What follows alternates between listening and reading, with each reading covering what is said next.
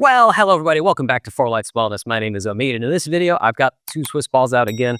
We're going to talk a lot about the jackknife, the TVA, and why the TVA is kind of only part of the core, why the jackknife is actually not a core exercise, and I'm going to defend that point. So the idea behind the core, again, if you haven't seen that other video, I'll link it down below. The core is basically everything that stabilizes the spine minus the arms and the legs. With the jackknife exercise, if you don't know what it is, I'm going to have one Swiss ball underneath my legs and two hands on the floor. Now, when I'm in this position, what is the stability demand of the body? Well, the ball's trying to buck me side to side. It's kind of pushing me forward and back.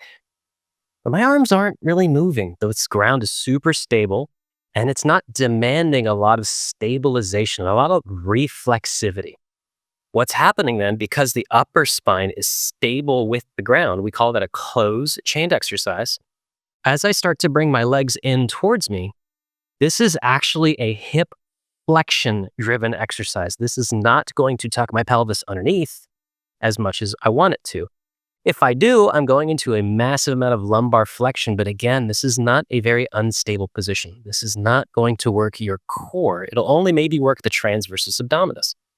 You've got to think about the core like this. Back when I was a personal trainer, I used to just say, it's the coordinator of the spine. It's the thing that connects the upper body to the pelvis and stabilizes things reflexively. So how do we take this jackknife into a much, much better exercise? Well, again, I've got the two Swiss balls here.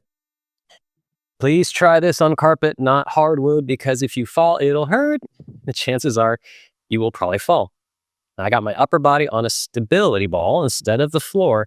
And what you'll see is now all of my shoulder stabilizers, my lower cervical stabilizers, my middle thoracic stabilizers, the intercostal muscles, I can keep going.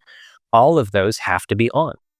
Likewise, my pelvic floor and all of my hip flexors and extensors have to be on here. And for example, if I just try to only flex my TVA, try my core in, because it tucks the pelvis underneath, it's going to roll me backwards. I can't over-recruit any one muscle here. You can do it with the extensors. All extensors forward, and I just can't do this. So the first step, just getting into the quadruped position here, and then relax. Trust that your core has one job, is to keep you alive. That's it. And trust that it reacts way freaking faster than you could think about it. Way faster. So you want to challenge yourself. First step, close the eyes. Can your core actually react fast enough to keep you from falling off of these two balls?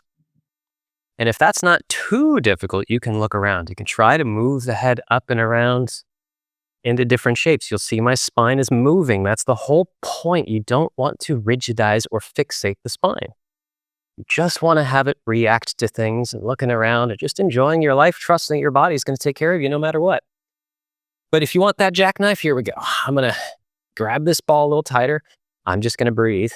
Take the legs behind me, far as I can. And you'll see that my arms are doing a lot of stabilization. This is the top half of that core. Think multifidus, think upper abdominals, think diaphragm, think that upper cervical stuff that I was just talking about, trying to keep the spine as neutral as you can. This is going to be very fatiguing. So again, if you haven't watched the old video, do this at the beginning of a workout. It will fatigue the heck out of your core neurologically.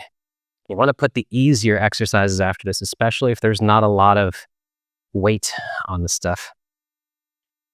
But if you try and do something neurologically active at the end of a workout when those muscles are tired, there's no way you're staying on these balls. They'll fall right on your butt. So there's the jackknife with two Swiss balls really truly hitting the core. Not just the TVA, and especially not just the hip flexors, which I really think having the upper spine fixated on the floor is mostly going to use iliopsoas, not lower abdominals. So that's it for this video. I hope this information was very helpful to you guys. As always, have a happy and healthy rest of your day. I'll see you in the next one.